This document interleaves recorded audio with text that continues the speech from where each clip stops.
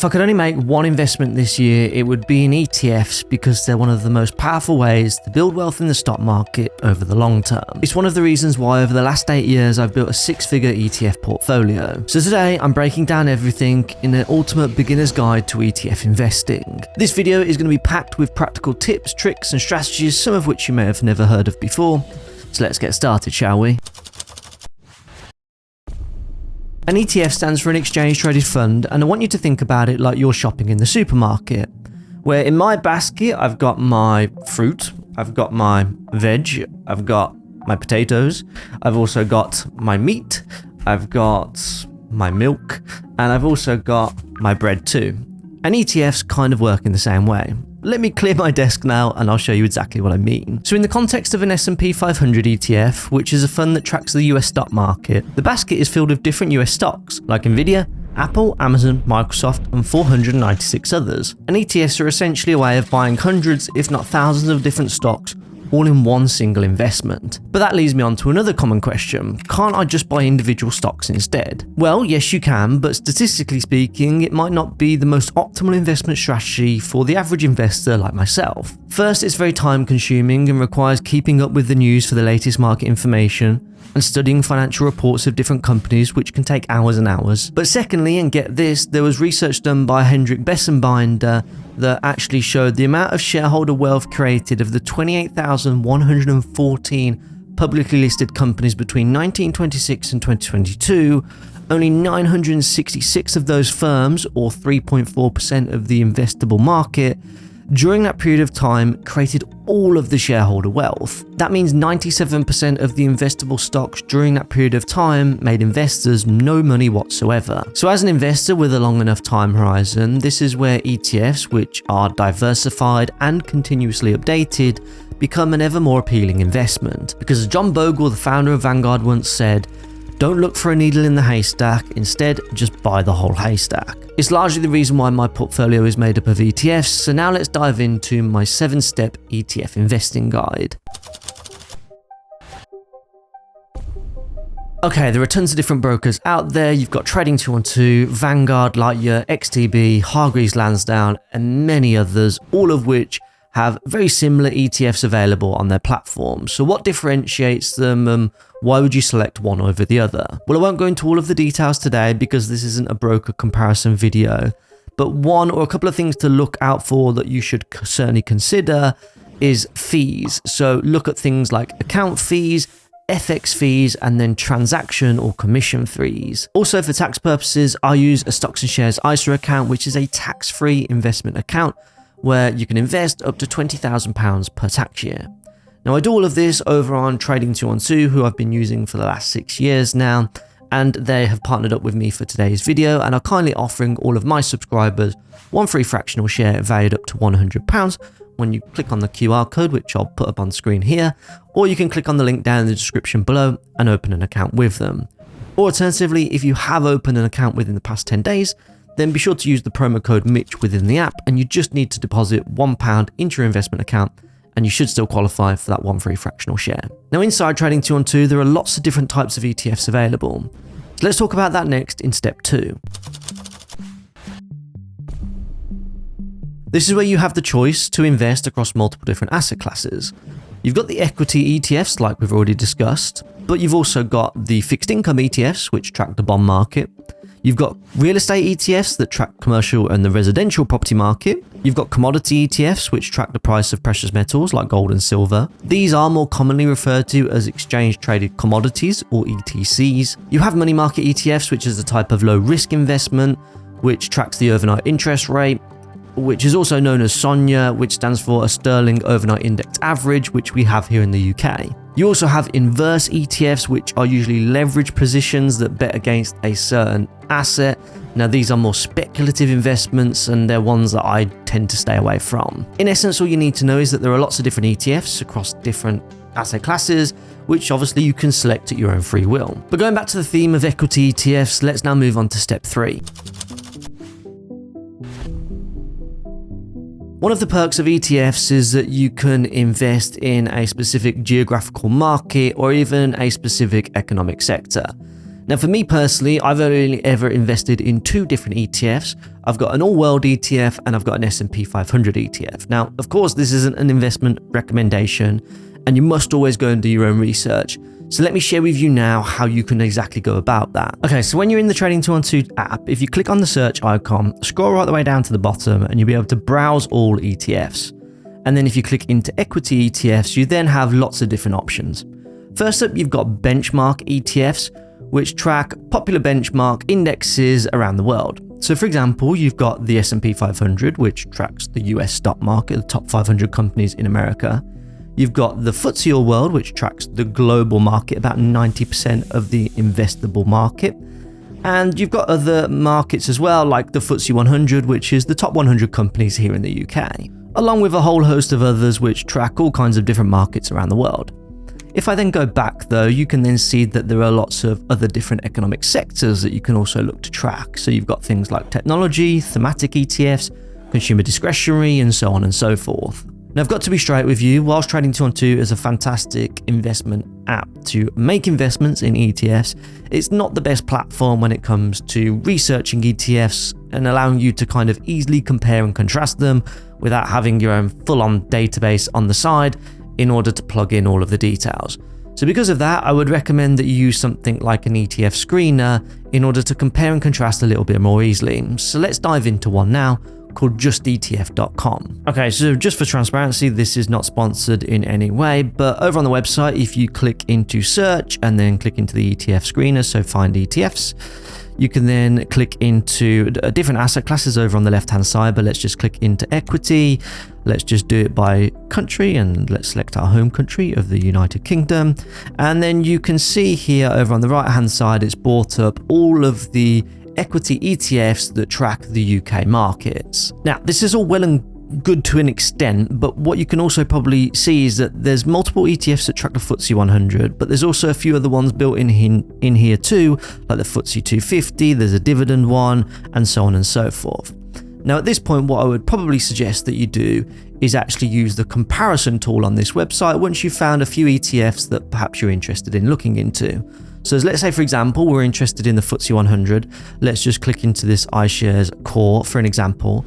And then on the right-hand side, you can see that there is the compare button. I'm going to click that now and you'll see a little one that appears up on the screen. If I just click into that first, I can then click show my selection.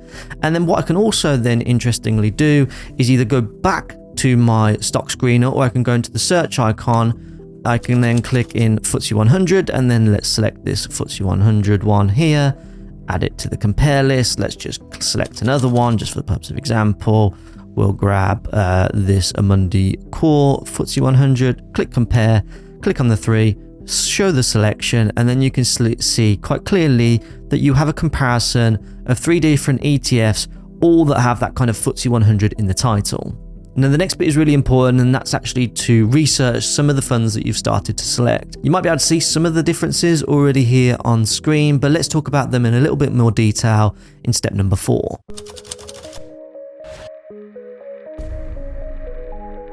Take a look at these 2 funds on screen. They look pretty much identical. They're both from the same fund provider. Both read as FTSE 100 funds, but there is a key difference here, and it's not the price that you see on the screen. Instead, it's what you can see in the brackets at the end. One says DIST and the other says AC, and the differences between the two are very important to know about because it's how the fund treats your dividends. DIST stands for distribution, and it means that the dividends that you receive are distributed to you and are paid out in cash and will sit in your free funds within your investment account to do with whatever you please. But accumulation means that the dividends are also paid out, but they're reinvested back into the fund instead, meaning that instead of receiving the money in cash, you'll instead receive additional shares within the fund. So which exactly is best? Well, the answer to that is that it's personal preference. I personally have distributing funds, albeit I do treat them like accumulation funds because I just manually reinvest my dividends. Although I kind of think at some point in the future that I may want the dividends as cash, which is why I opted for distributing funds.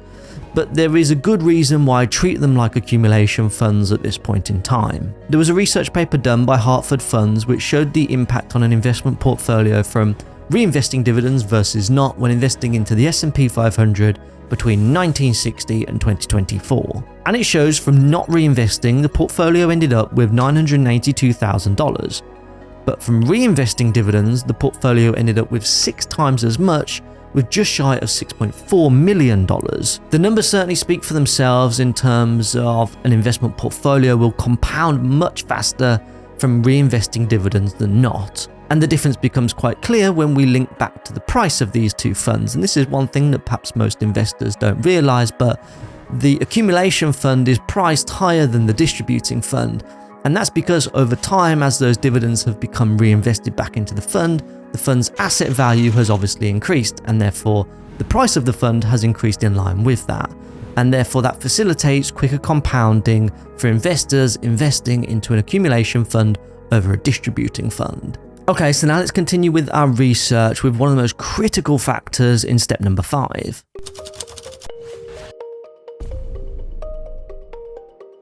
How you navigate fees as an investor is super important, and I cannot stress this enough. And to explain this, I'm going to link this to an article which was very useful, published by This Is Money. And it shows the impact of a £250,000 investment portfolio over 30 years, assuming a 5% average rate of return, whilst also paying fees of 2%, 0.42%, which is the average fee paid by UK investors, and 0% fees. Now, paying 0% in fees is probably quite unrealistic because all ETF providers have some kind of fund fee, but paying 0.42% in fees is perhaps a little bit more realistic. And this would leave your portfolio valued at £1.2 million, even though you would have still paid £125,000 worth in fees, which might certainly eat you up a little bit. But I guess that's a whole lot better than paying 2% in fees and having 40% of the gains sucked out of your investment portfolio, paying close to £500,000 in fees and ending up with a portfolio valued at 850k. So now that you know that, if we head back over onto justetf.com,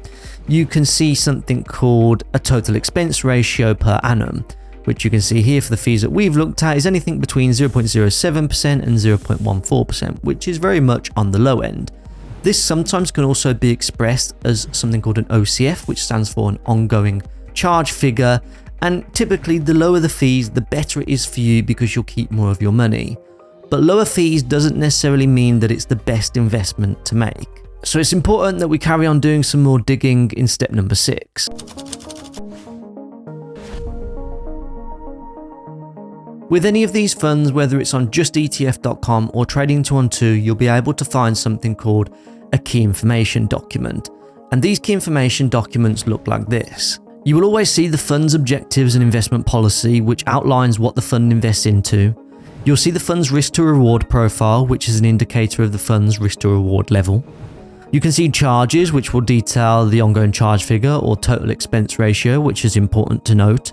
Finally, you'll get to see past performance, which of course isn't necessarily indicative of future results, but it is good to see just from an investment standpoint. And once you've done all of that research, you should feel far more confident about selecting the right ETFs which work for you, your risk appetite, and your investment objectives. But before you do go on to make any investments, there's one more thing that you should be mindful of, and some may argue it's a mistake that I've made within my own investment portfolio. So let's talk about that now in step number 7.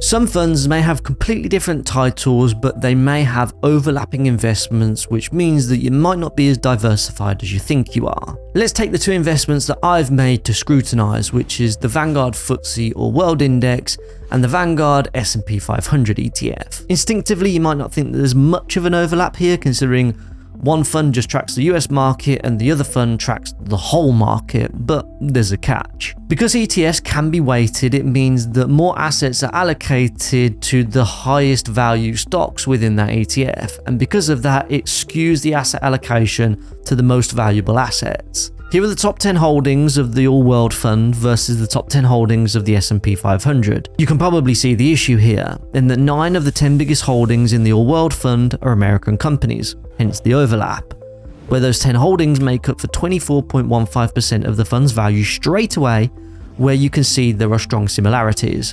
If we blow this out to a total assets by country, you can see that 63% of the All World Fund is actually US weighted. This means that if we'd invested £1,000 into a 63% weighted US fund and a 100% US weighted fund, then our total asset allocation towards US equities would be 81.5%.